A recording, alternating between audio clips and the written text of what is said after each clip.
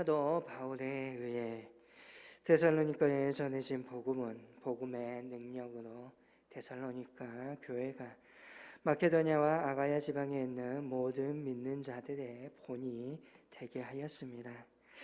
비록 짧은 시간이었지만 그 시간 동안 바울로 말미암아 그들 안에 떨어진 복음의 씨앗은 엄청난 역사를 이루는 큰 열매를 맺게 된 것이지요. 이는 아마 바울도 짐작하지 못했을 일입니다. 그렇기에 바울은 그들 안에 일어난 복음의 역사로 큰 위로를 받았고 데살로니가로 건너가서 복음을 전한 것이 헛된 일이 아님을 깨닫게 됩니다. 1절의 말씀을 보면 우리가 너희 가운데 들어간 것이 헛되지 않은 줄 너희가 친히 아나니라고 말합니다. 바울이 데살로니가로 복음을 전하기 전에 그는 빌립보에서 복음을 전하고 있었습니다. 빌립보에서 복음을 증거하다가 귀신 들려 점치는 여종을 고쳐줌으로 인하여서 점을 통해 이익을 얻지 못하게 돼 주인이 바울과 그의 일행들을 고소하게 됩니다. 그리고 고소당하자마자 정확한 판결을 얻지도 못한 채 모진 매를 맞고 감옥에 갇히게 되었지요. 바울은 빌립보에서 고난과 능욕을 당하게 된 것입니다. 그러나 그는 결코 낙심하거나 포기하지 아니하였습니다. 그는 감옥에서 풀려난 후에 곧바로 데살로니가로 넘어와서 담대하게 주의 복음을 또다시 증거하였습니다.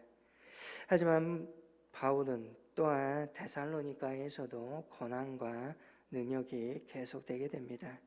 결국 그는 한밤중에 피신하여서 베네아로 갈 수밖에 없는 상황이 벌어지게 되지요.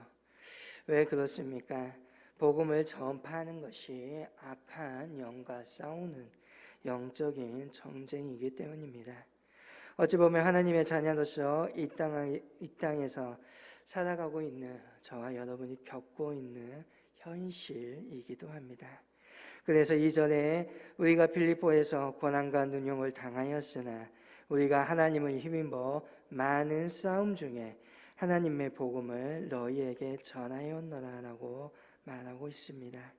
많은 싸움 중에서 전하였다라고 바울은 고백하고 있습니다. 빌립보에서 전도하는 동안 귀신 들려 점친 여종을 고쳐준 것, 고소당한 일, 감옥에 갇힌 것, 그 안에서 찬송하고 또한 간수가 예수를 믿게 된 것, 풀려난 것, 그리고 데살로니가와 복음을 전하고 또한 한편으로 유대인들로 인하여서 그곳에서 쫓겨나 이제는 바울을 비난하기 위해 나쁜 소문을 퍼뜨리는 이 모든 것들이 싸움이고 영적 전쟁인 것입니다. 그는 이 사실을 알고 있기 때문에 우리는 하나님을 힘입어 많은 싸움 중에서 하나님의 복음을 너희에게 전하였다라고 고백하고 있는 것이지요. 에베소서 6장 12절에 말하듯이 우리가 싸우는 싸움은 혈과 육에 대한 싸움이 결코 아니라는 것입니다. 그렇기 때문에 우리에게는 영적인 힘이 필요합니다. 하나님의 전신 갑주를 취해야 하는 것입니다. 진리로 허리를 띠띠고 의의 호신경을 붙이고 평안의 신발을 신고 모든 것 위에 믿음의 방패를 가지고 구원의 투구와 성령의 검, 그 하나님의 말씀을 저와 여러분이 가져야 하는 것입니다. 무기력한 삶과 무능력한 가운데 낙심하고 좌절하여 싸움에서 지는 것이 아니라 이기는 싸움이 되어야 하는 것이지요. 그렇기에 우리는 더욱더 하나님께서 주신 힘을 계속해서 공급받아야 합니다. 날마다 주 안에 거하기를 즐거워해야 합니다. 기도하고 간구해야 하며 주의 말씀을 보고 주님을 찬양하며 삶 속에서 예배를 드리고 또한 성김과 나눔의 삶을 통하여서 끊임없이 영적인 힘을 공급받아야 우리는 영적인 전쟁에서 승리하는 삶을 살아갈 수 있다는 것입니다. 오늘 저와 여러분은 그 싸움에서 영적인 전쟁에서 이길 수 있기를 원합니다. 영적인 싸움이라고 합니다. 영적인 전쟁입니다. 그런데 복음을 전하기 위해서 가는 곳마다 핍박을 받으며 환난을 경험합니다. 바울의 입장에서 보면 인간적으로 한 번 정도는 쉴만합니다.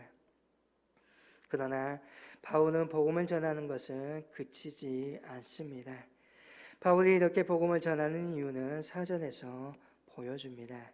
하나님이 이 일을 옳게 여기시기 때문입니다. 하나님께서 복음을 전하는 그 일을 하나님을 기쁘시게 하는 일이기 때문입니다.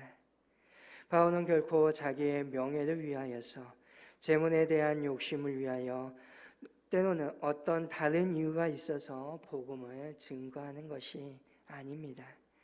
바울은 한순간도 자기 자신이나 사람들을 의식하며 복음을 전하지 않습니다.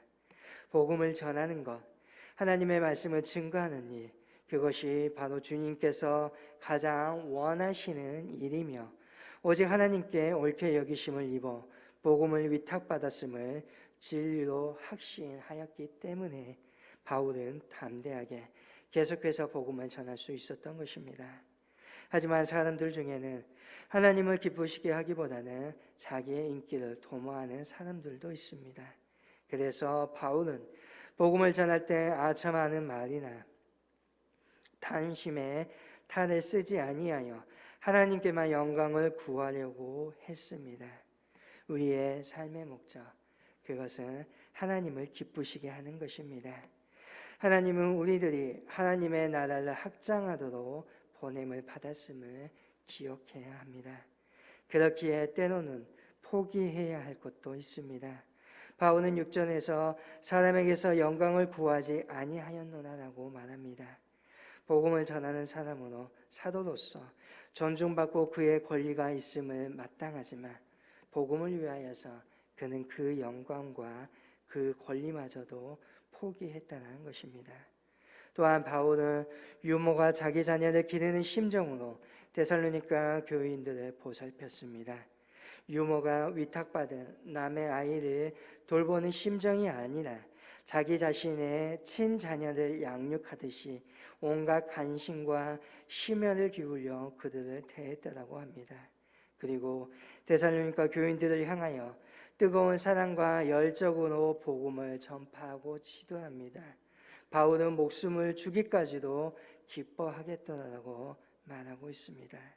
동시에 바울은 아버지가 자기 자녀에게 하듯이 데살로니가 교인들을 권면하고 위로하며 경계하라라고 선언 합니다. 권면이나 자녀를 가르치는 것이요, 위로난 자녀를 부드러운 마음으로 다시 세우는 것입니다. 경계나 자녀가 바른 길로 갈 수 있도록 인도하는 것입니다. 이렇게 하는 까닭은 12절에 너희를 부르사 자기 나라와 영광에 이르게 하시는 하나님께 합당히 행하게 하려 함인 것을 의미하고 또한 말합니다.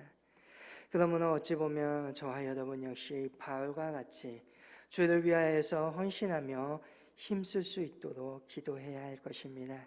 주를 위하여서 수고를 마다하지 말아야 하며 때로는 나의 권리와 또한 나의 영광마저도 포기할 수 있어야 할 것입니다. 왜냐하면 주님께서는 우리를 위하여서 자신의 모든 것을 내어주셨기 때문입니다. 우리는 말로 다 할 수 없는 놀라운 은혜를 받았기 때문입니다. 주님이 나를 위해 자신의 모든 것을 내어주셨듯이 이제는 우리도 주님을 위하여 내 모든 것을 드릴 수 있는 삶이 되어야 하는 것입니다. 때로는 그 복음으로 인하여서 성경에서 말하듯이 고난을 당하고 환난을 당할 수도 있습니다. 그러나 아파하지 아니하고 또한 슬퍼하지 아니할 것은 분명히 그 일을 하나님께서 기뻐하시고 분명히 하늘의 상급으로 우리를 채워 주심을 믿기 때문입니다. 오늘 주님을 위하여서 복음을 위하여서 살아갈 수 있는 믿음의 저와 여러분이 될 수 있기를 주님의 이름으로 간절히 소망합니다.